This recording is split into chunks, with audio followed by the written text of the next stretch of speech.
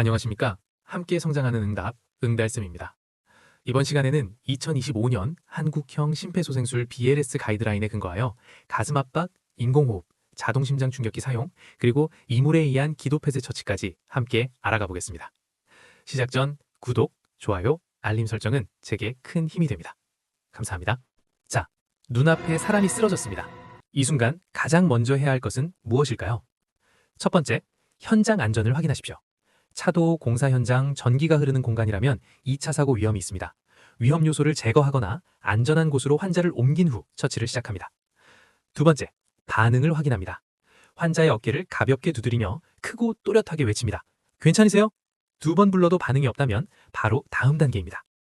세 번째, 즉시 119에 신고하고 AED를 요청합니다. 주변에 사람이 있다면 특정인을 지목하십시오.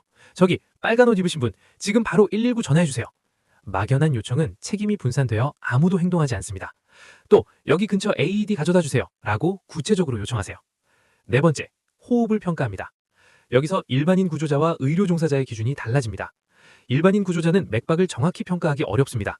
따라서 정상적인 호흡이 없거나 비정상적인 숨소리, 예를 들어 헐떡이거나 코를 고는 듯한 소리만 관찰된다면 맥박 확인을 복잡하게 하지 말고 즉시 가슴 압박을 시작하십시오.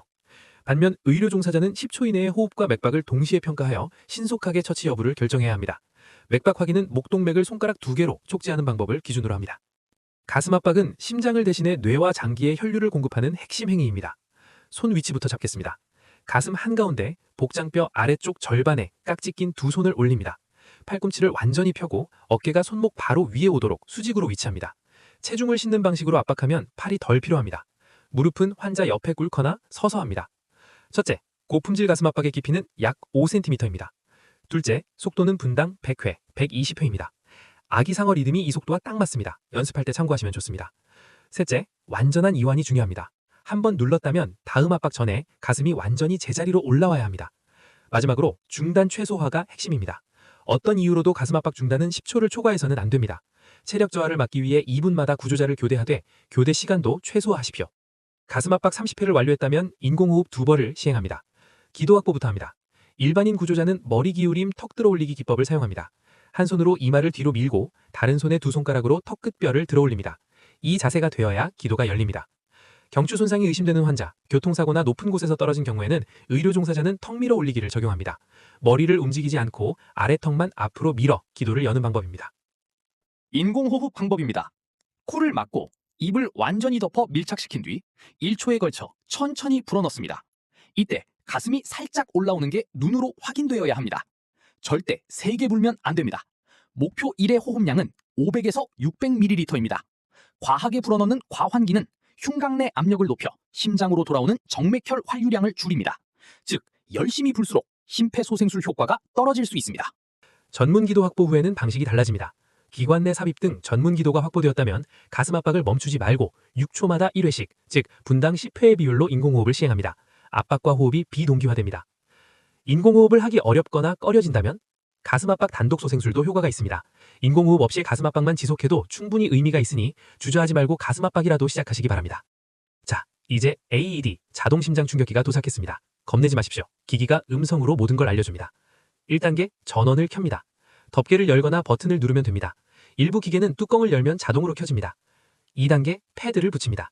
패드 하나는 오른쪽 빗장뼈 바로 아래, 다른 하나는 왼쪽 젖꼭지 아래 옆구리 방향 중간 겨드랑이 선 위치에 단단히 붙입니다.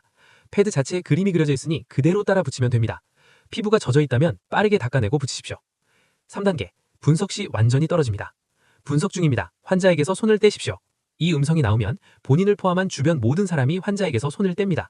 누군가 닿아 있으면 심장 리듬 분석이 부정확해집니다. 4단계, 재세동 버튼을 누릅니다. 기기가 버튼을 누르라고 지시하면 다시 한번 주변을 확인하고 버튼을 누릅니다. 5단계, 즉시 단 1초도 기다리지 않고 가슴 압박을 재개합니다.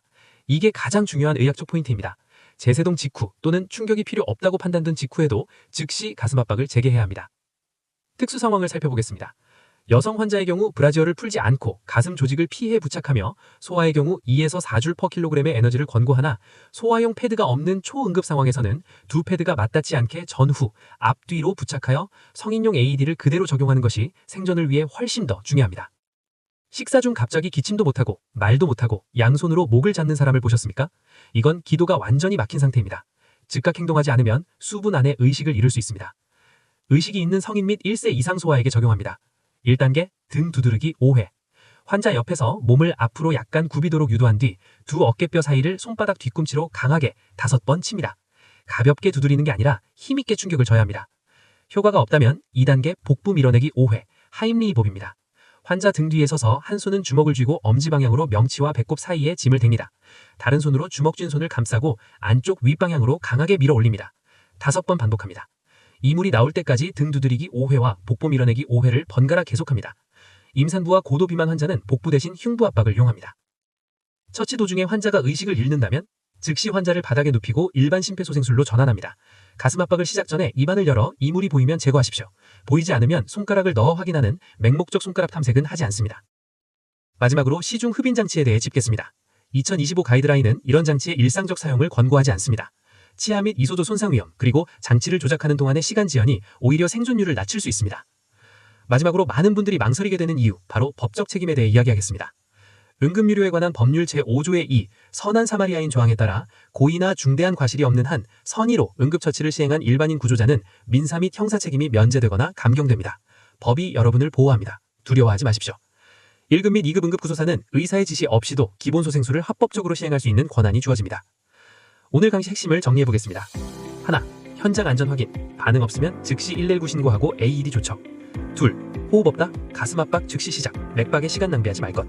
셋, 약 5cm 깊이 100회에서 120회, 완전 이완, 중단 10초 이내.